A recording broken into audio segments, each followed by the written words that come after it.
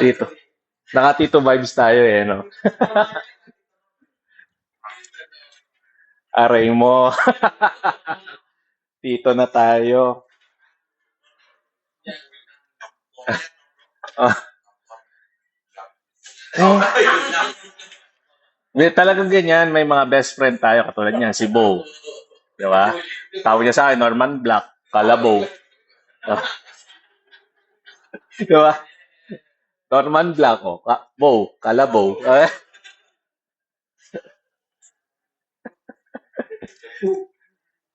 Mahal na mahal ko yan. Minsan kasi talaga, pag bully ka, sabi nga nila, di ba?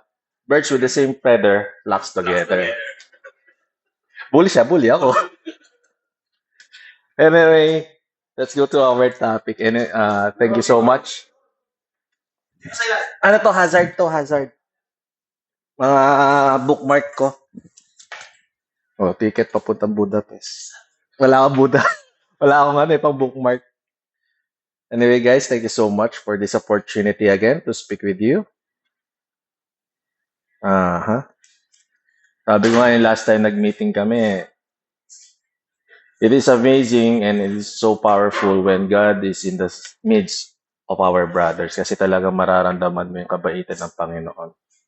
And there's something na sabi ko nga, if one or two is together and speaking the word of God, you will feel something na there is peace, there is grace in our midst. Diba? So upon it, di na ako magpapaligoy-ligoy. So let's open our Bible to Job 1, verse 20. Ayan na nung kay dalawa.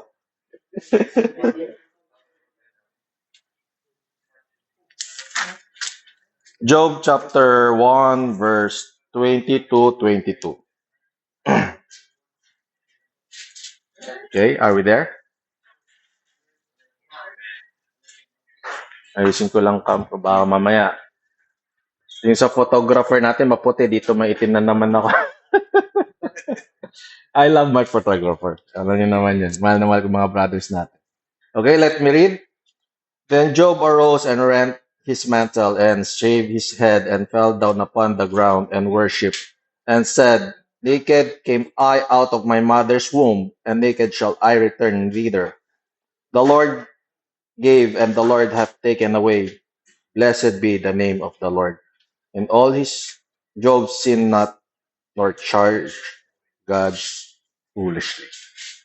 So, introduction lang dito. If you know Job, siya ang pinakamayaman sa history ng zoo. Or, if I'm not zoo ba? Uz! Baliktad. So, si Job, nabiyayaan siya ng maraming tupa, cattle, at mga anak, at siya pinakamayaman sa lupa ng Uz. And there came a time na nag-usap ang challenge ni Satan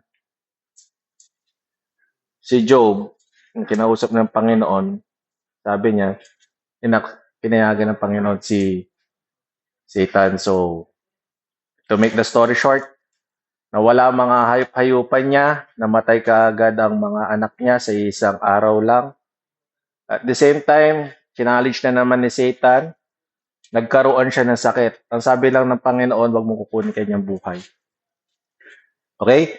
So this will be the introduction of our topic. So our topic for today is when life doesn't make sense, but God still does. Because there are some circumstances, sabi ko nga sa inyo, dadating tayo sa mga point na ganyan na even though I walk to the valley of shadow of death, di ba? Where tayong circumstances sa buhay, I will not, one of you, alam ko na pinagdaan nyo na to. But there's one thing na sabi ko nga, God is still there. God is refining you. God is challenging you. And I think God is teaching you something to that point of circumstances or season of your life. So upon here, then Job arose and rent his mantle and shaved his head and fell down upon the ground and worshipped. And all this Job sinned not. Kung makikita nyo, yung isang araw na nangyari sa buhay niya, nawala lahat sa kanya, actually, namatay pa yung mga anak niya sa isang iglap. What do you think what you can do? Try to realize it. What if kung mangyari sa buhay mo yun, ngayon rin? Same thing nangyari kay Job, nangyari sa'yo. Nawala ang mga anak mo, nawala ang kayamanan mo sa isang araw lang. I want you guys to make this an example of life of Job. Kasi yung nangyari yun sa kanya, mababasa nyo sa verse, and he fell down upon the ground and worship. Kaya nyo bang gawin yun? To the point of time na wala ang pamilya mo? I'm trying to compare this to my life when my mom passed away. Actually, nakwento ko na rin to sa mga brothers natin. When my mom passed away, I was devastated. She died in a COVID na talagang makikita mag-video call kami, hindi siya makahinga. May nakapasok na sa ilong niya. I can even go to St. Raphael Medical Center to visit her. You know, the pinakamasakit doon sa hardest part na yon na, Nak, padalhan mo ko ng favorite kong Yakult. Nak, padalhan mo ko ng favorite kong Monay. Galing akong night shift sa Yokohama. Babarurot ako, punta ako sa Intrap. Mapadala ko lang. Sasabihin ko lang sa nurse, pakibigay to. With picture ng pamangkin ko, yung favorite niya Yakult. Pakibigay sa nanay ko. The hardest part of that one, tinawagan ako na madaling araw. Sabi ng ate ko, Tol, tatanggalin ng support system si mama. Punta ka na dito sa Intrap. 2 a.m. na madaling araw, natulog ako. Kinabukasan, afternoon ako, talagang sabi ko, sige, nandyan na ako, on my way. Tumadap-dap to St. Rap. 15 to 20 minutes lang, nandun na ako. Pinagsuot akong scrub suit. All white with mask. Nakita mo yung nanay ko. This is just a story I just want you to know. Because this has been a good part in my life to the life of Job. Talagang hiniyakap ko tong si Job na itong storya ni Job. Yung mother ko, naka-life support when I was in scrub suit. Humihinga lang. Malamig ang kamay. Ang mainit lang sa kanya mukha niya. Paano ko nalaman? I kissed her for the last time. Wala na akong pakialam kung mamatay ako. Magka-COVID ako. Wala na akong pakialam kasi ako lang mag-isa sa bahay sa madapdap. I don't care if I die that time, magka-COVID ako. I want to be with my mother. I was devastated yung the morning na tinanggal, yung madaling araw tinanggal namin life support. I went home. I called Yokohama. Nangyari na lahat sa isang araw lang na naging abo siya. Kinikremate siya, hindi ko makita yung bintana as in talagang hindi ako makatingin sa bintana paano siya gawing abo. Nilagay siya sa isang lalagyan. Jar. Guys, galing akong curing. 130 degree mainit. Pero time na yan, hawak ko nanay ko, mainit na yakap ko hanggang makauwi ako. I was devastated. Napakasakit. Nakita mo to the day one, to the day, last day na makita mo nakalalagay na ng nanay mo. Wala pa yung mga bills, wala na akong pakialam na kung anong pang mangyari. I cried to the Lord. Umiyay, talagang hagulgul ako. Laking kong tao, mahagulgul ako, mag-isa ako sa bahay, sa madapdap. Talagang mahagulgul ako. Anong reason? Bakit? Bakit ang dami pa? Ba't sa kanya? Ba't di na lang po sa akin? Ako makasalanan ako. Ba't di na lang po ako, Panginoon? Bakit sa nanay ko pang nagsisilbi sa'yo? Bakit sa nanay ko pang faithful sa'yo? Bakit hindi na lang po sa akin na makamundong tao? That night, guys, God speak to me. And I want you to hear this. Alam mo, sabi ng Panginoon sa akin, hindi na siya masasaktan. Hindi na siya mapapagod. Pagsisilbihan niya ako panghabang. She is at peace. Hahayaan ko ba mabuhay nanay ko habang nahihirapan siya sa mundo? Try to think of it. So that night na umiyak ako, to that morning, pagising ko, nagkakape ako, I have peace. Because I know she is with the Lord. Because I know she is worshiping the Lord. Hindi na siya makakaramdam ng sakit, hindi niya na mararamdaman yung init ng Pilipinas natin. Hindi na rin niya matatakot sa bagyo. Hindi na rin ako magrarush na umuwi ng bahay para mabigay ko yung pangangailangan niya. Now, I know my mother is with the Lord. Kaya siguro yung nasabi ni Job dito, yung ginawa ni Job, and I fell down upon the ground and worship. I fell down. I kneel down to my parking lot and worship God. Lord, thank you. Yung nararamdaman natin ngayon dito ng kahirapan, nararamdaman natin ngayon na hagupit na malayo tayo sa pamilya, hindi na nararamdaman mahal natin sa buhay na nasa langit. They are all happy, serving God. So upon this topic, let your life be related on this. Because someday, somehow, my brothers and sisters, ay wala pala tayo sisters dito, sorry. Our brothers, dadaan tayo sa daanan ni Job. Make it a point when you have this kind of darkest part in your life that God has a greater purpose. So upon here, first point, faithfulness doesn't exempt us from trials. Job was righteous, yet he suffered. Reality check, Christians still experience pain. Tama? We still experience trials, heartbreaks, pain, and we all need healing, grace, and love by the Word of God.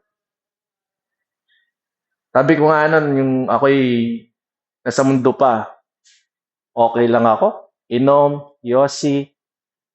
Alam ko kasi Kristiyano ako. I still get saved. You know. Saved naman ako eh. Alam ko, baptist ako, alam ko yan. But I'm still doing the same with the Word. Doon ko na-realize na bakit ang buhay ko stagnant. Ganun pa rin. Yung tipong pag tumibok puso ko, diretso lang. Pero yung tinanggap ko ng Panginoon, nag-ups and down ako. Why? Kasi Satanas ayaw niyan lumalapit tayo sa Panginoon at sinusunod natin ang Panginoon. Gusto na Satanas, stable ka lang sa Kanya, nagkakasala ka, gumagawa ka ng kalokohan. Pero once you give your life to the Lord, sabihin ko sa'yo, parang yan din niya, ups and down yan. Ginugulo ka niya. Ginugulo ka niya kasi alam niya, God has a greater purpose into your life. That God will give you greater blessing after those ups and downs. Ayan, sabi ko, faithfulness doesn't exempt us from trials, but faithfulness, sabi ko nga sa inyo, maging tapat kayo sa Panginoon. God will do great things into your life unexpectedly in His perfect time.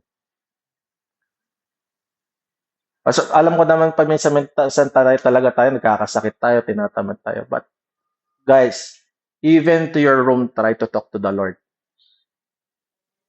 Kasi nga, sabi nga dito, Job loved God, yet he still suffered. Being faithful to God does not mean we will never experience pain. Sometimes God allows trials, not because He is punishing us. Okay? Ulitin ko. Pag nangyari sa buhay nyo, hindi ibig sabihin, pinaparusahan kayo ng Panginoon. But because He is refining us like gold. Yung mga pinagdaanan nyo sa buhay nyo, hindi ibig sabihin nun pinarusahan kayo ng Panginoon. Minsan, nangyari yun sa buhay nyo para baguhin kayo ng Panginoon to show how powerful He is. He's refining you like gold. Alam niyo naman ng ginto, dadaan at dadaan sa apoy para kuminang at maging mahalaga. Unlike us, na mapagminsan nga tayo, dumaan lang tayo sa simpleng, ayoko sabihin simpleng pagbaba ng rate natin, nadadown tayo. Simpleng ugyot. Ugyok lang ng mga lokal.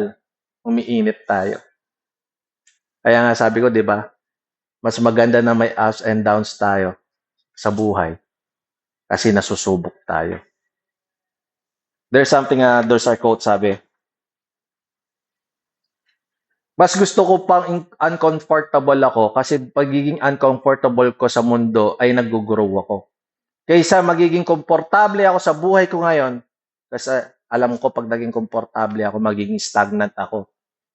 Magiging masaya ako doon sa isang lugar. Masasabi ko, comfortable area space ko. Naisip ko yun, oo nga naman. Ako kasi, I'm a comfortable person. Yung naging comfortable ako, Brad, wala nangyari sa buhay ko.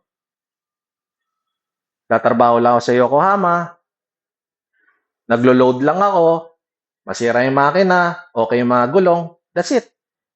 I'm just I'm just trying to compare my life before to my life now. No? And try to think a bit what's your life before and your life right now in Hungary. But when I give my life to the Lord, everything goes well. Pataas, palangit. Yes, this is not permanent, but I am ready. Di ba? Handa ako pagdating ng next year, hindi na ako magtrabaho dito. Handa ako kahit hindi ako ma-renew ng TRC ko, happy ako. Why? Because God has a greater plan. God has a greater blessing. So don't think about 1 year na lang tayo, 1 year na lang tayo. What if yung 1 year mo na nag-apply ka ulit, napunta ka sa Canada? Nabow. May pag-asa. This is not haka-haka, this is the reality. Because God did it to the life of Job, kaya niyang gawin sa buhay natin. And there's a lot of characters here in the Bible. Sabi ko nga, if I will preach again, I will tell the story, another life story kasi makaka-relate tayo.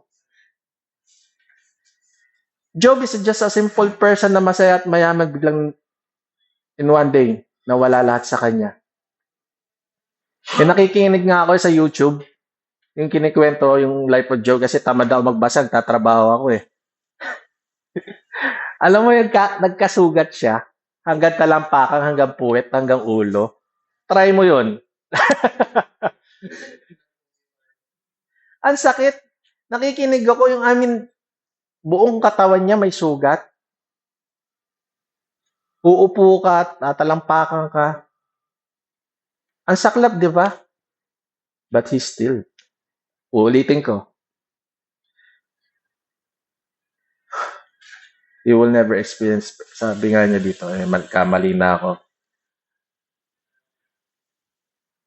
But still, though he slay me, yet will I trust him. Ito pa isa. Lord, why is this happening to me? Sabi nga niya. And fell down upon the ground and worship. Christians, brothers, we are not exempted. But we know we have a Father. There is always grace. There is always blessing and peace of mind with our Lord. Let's go to our second point. When we don't understand, we can still trust. Job did not understand God's plan, but he refused to abandon God. Reality, faith isn't having all the answers. Faith is trusting God without them. Ganda, di ba? May plano ka. Hindi natuloy. Bumagsak ka, nadapa ka. Tayo, Lord, alam ko mas maganda ang plano. We do not understand God's plan, but we trust Him. Buksan ko sa Job 13:5. 13 verse 15. Sabi nga dito, though he slay me, yet will I trust in him, but I will maintain mine own ways before him. Job did not understand everything that happened, but he chose to trust God instead of turning away from Him. Faith is trusting God even when we cannot see His plan. Ito, magandang example to. We are in this present of time, sometimes we have a better future. Gets nyo ba guys? We are here in Hungary, pero iniisip mo magandang future. Tama? Magandang bahay, successful na family, may business. Tama? But God will not show you the way. Hindi niya papakita sa yung dadaanan mo bago mo makita yung pinapangarap mo. That's the way na sabi ko, you need to trust God, love God, and know God's plan is better. O sometimes yung mga pangarap mo hindi matutuloy, magugulat ka, nandun ka na sa ibang bansa, doon pala matutuloy. Ang pamilya mo kukunin mo doon. Nakikita niyo yung kinikwento ko? Yung pangarap mo pang Pilipinas lang. Yung pangarap pa ng Panginoon sa'yo, pang Canada, pang US, pang California. Yes, we want these things that we get successful, our family, ang mga anak natin makatapos. We have a better house. What if ang Panginoon pala, may better country para sa'yo with your family? Diba? Kaya nga sabi nga dito, faith is trusting God even when we cannot see His plan. We have our own plan, but God has greater plan. So step by step, para lang yan. Hindi yun yung LED flashlight na pin-flashlight mo. Malayo kagad, makikita mo yung dadaanan mo. No. Our Father is in heaven is parang lampara. Step by step, we trust Him. Step by step, we follow Him. This is the light of our path. Hindi tayo tulad ng mga modern flashlight ngayon. Once we read the Bible, always remember, God is getting you to the right path. Hindi ko nga sinabi parati pag nandito kayo sa fellowship. Diba? Nandito tayo sa fellowship para hindi kumain, matulog, makipagkwentuhan. We are here in the fellowship because we love the Lord and we need the Word of God. Hindi nandito tayo sa fellowship para makipagkwentuhan, makipag-asaran. No. It is part. But always prepare your heart for the blessing of the Lord. Kasi ito yung babaunin natin. Ito yung sabi ko, dito kayo hugot ng lakas. Hindi sa akin. Hindi sa mga brothers natin. Hindi sa mga kaibigan nyo.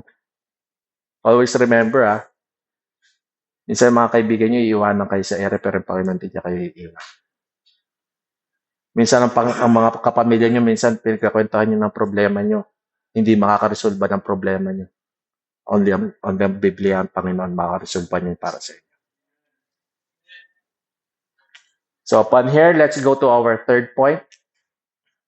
Yon. Alam nyo kanina, dinidiscuss ko sa kanila. Kasi pag binasa natin ang Job 42, napakahaba eh. Mahaba to. Pero I'll promise you guys, if you have time, bigyan nyo lang ng 1 minute or search nyo lang sa YouTube. Job 42.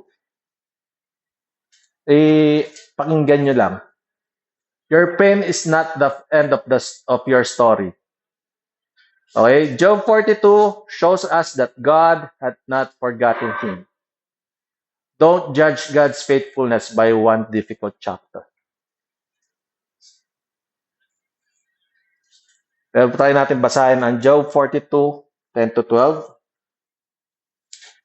For the last time, Job 42.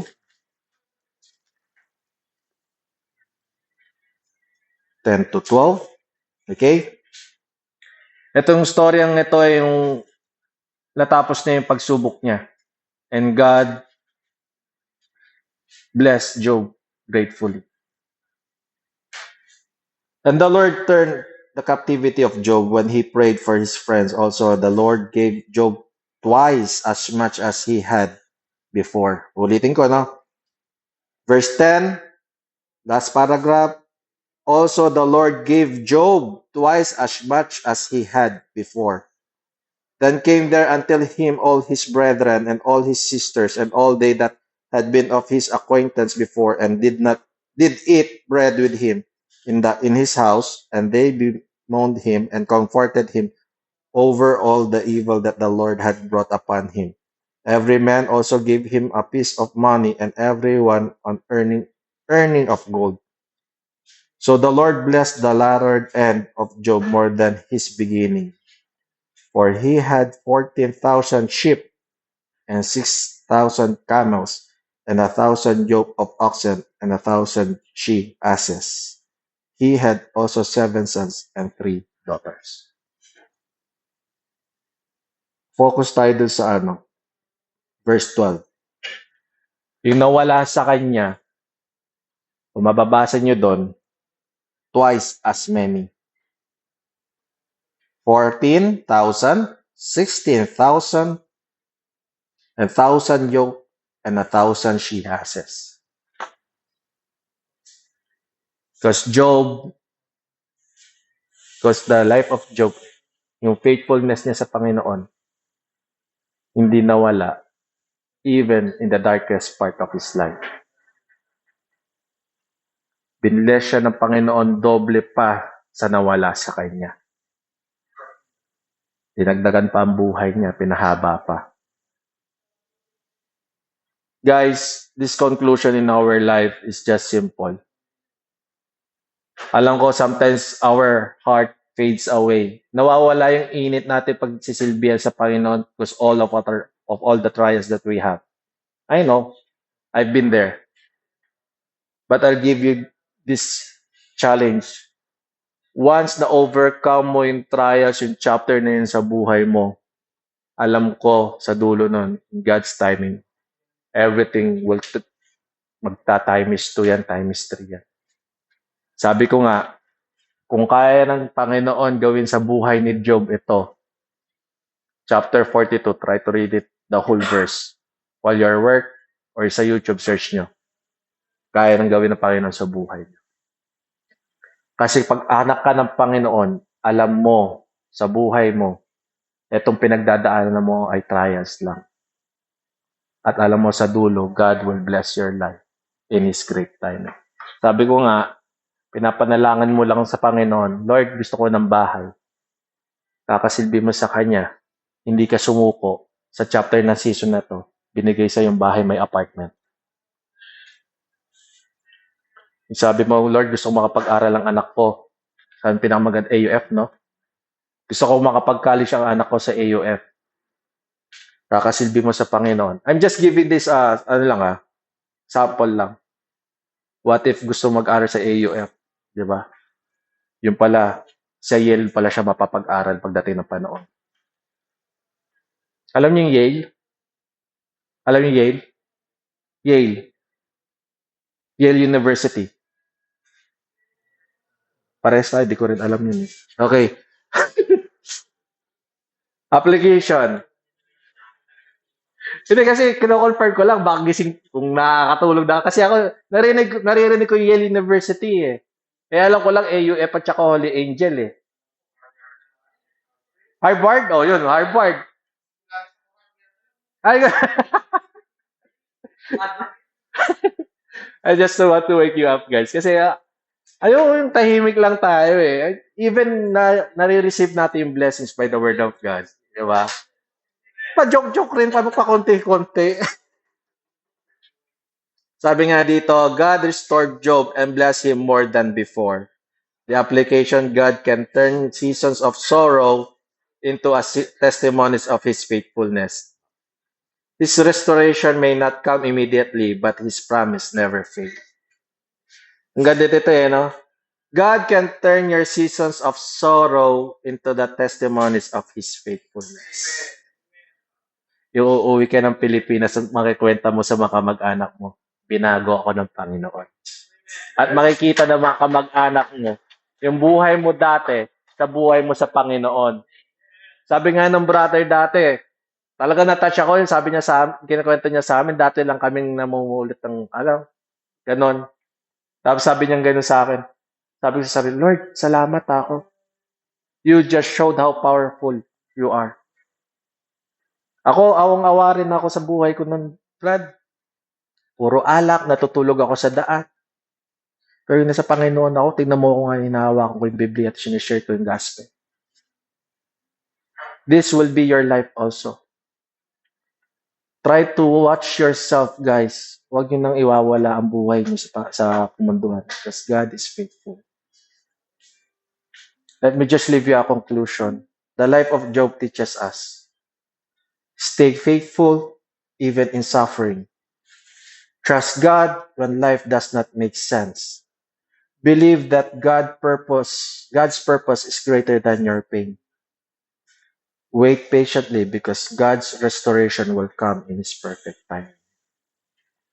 When life becomes difficult, don't say only why me? Why me?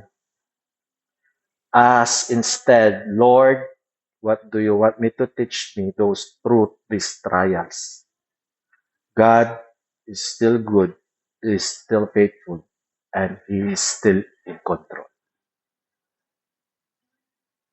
Make it bound into your heart that God is faithful to us. Upon this end of this preaching, guys, ang buhay natin, ups and downs. Don't stay stagnant. Keep serving God. As I close, sabi ko nga, simple man ang preaching, but there's a lesson. Yung blessing, ikip niya sa puso niyo. Salita ng Panginoon. May not now you are blessed, but we don't know what is tomorrow. But always remember, trust God, love God, serve Him. Dahil sa Panginoon, hindi tayo magkakamali.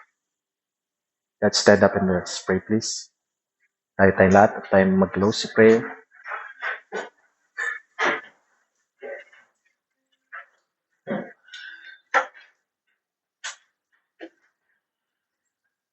Panginoon, maraming salamat, Panginoon, sa buhay ni Job.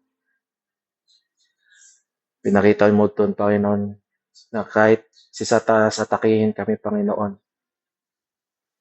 nandiyan ka pa rin, ginagabayan kami. Hindi kami pinapabayaan. We see the life of Job, Panginoon, as in talagang napakasakit na mawala ng magulang, mawala ng kapamilya sa buhay.